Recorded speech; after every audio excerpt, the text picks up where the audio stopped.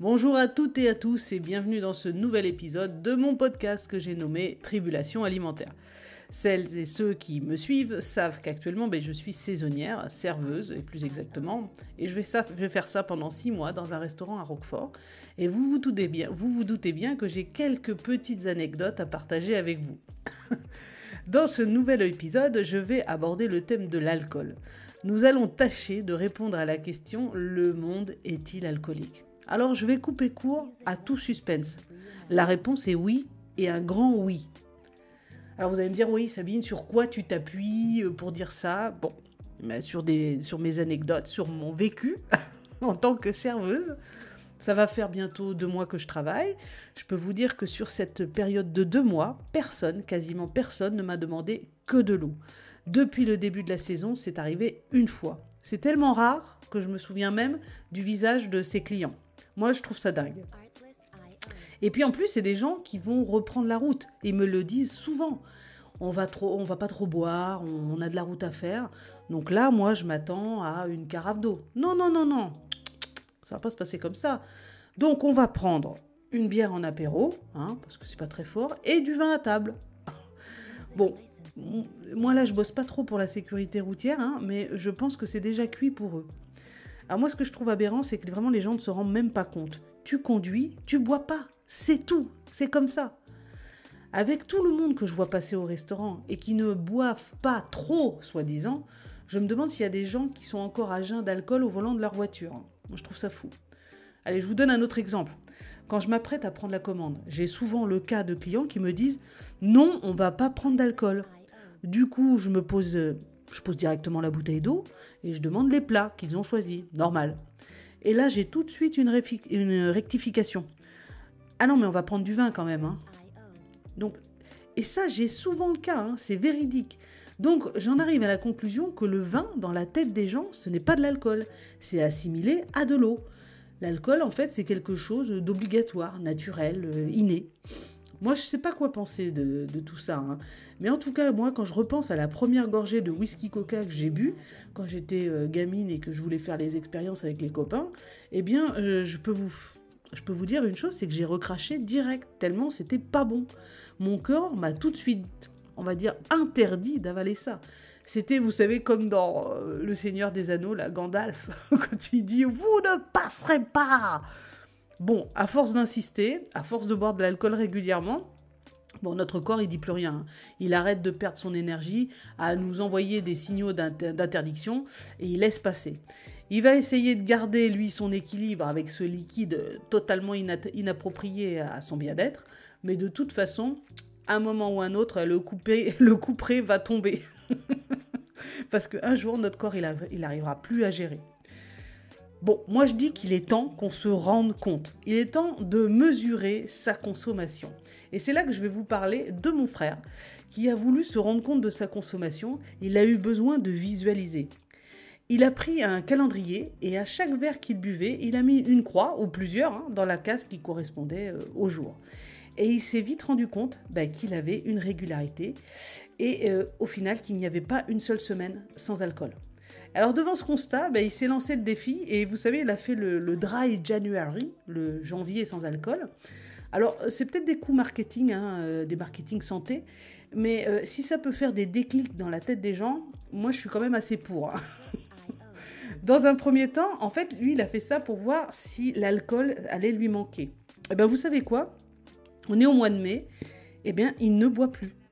Mais attention, ne plus boire, c'est aussi se confronter au regard accusateur des autres, vos amis, qui vont immédiatement remarquer le changement, allant jusqu'à lui dire, et c'est lui-même qui me l'a dit, ça va durer longtemps l'histoire. Ce que je retiens de cette histoire, c'est que boire de l'alcool, c'est normal, boire de l'eau, c'est pas normal. En fait, l'histoire, c'est la même qu'avec le bio. Manger des produits pesticidés qui n'apportent rien, encrassent notre organisme, c'est devenu la norme, alors que manger des produits naturels, non, et puis quoi encore, c'est nul, c'est cher, c'est dégueu. En fait, les paradigmes alimentaires, ils sont complètement inversés. Et c'est normal, manger bio, c'est pas normal, et boire de l'eau, c'est pas normal aussi. Alors moi je dis pas arrêtez tout, et je dis pas que je bois pas non plus une petite bière artisanale de temps en temps. mais plutôt rendez-vous compte. Parce que boire tous les jours, c'est pas normal. Je rappelle que notre corps est composé de 75% d'eau et de 25% de matière solide. Nous avons besoin d'eau pour l'alimenter, éliminer les déchets et lui permettre de mener les milliards d'activités qu'il a à mener. Cependant, alors nous, comme on est moderne, on est plus malin que tout le monde, et puis nos sociétés, elles ne soulignent pas assez l'importance de l'eau potable en tant que nutriment le plus essentiel. On a tous tendance un peu à remplacer l'eau par le thé, le café ou l'alcool. Et on ne réalise pas que la soif, c'est vraiment le signal naturel du corps quand il a besoin d'eau pure. Et nous, on fait quoi ? On choisit d'autres boissons, convaincus qu'elles satisferont le besoin en eau de notre organisme. Mais ça, c'est une fausse croyance.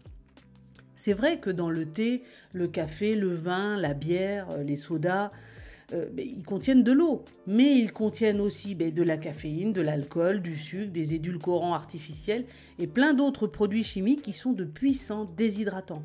Les effets qu'ils produisent sur le corps sont exactement à l'opposé de ceux produits par l'eau.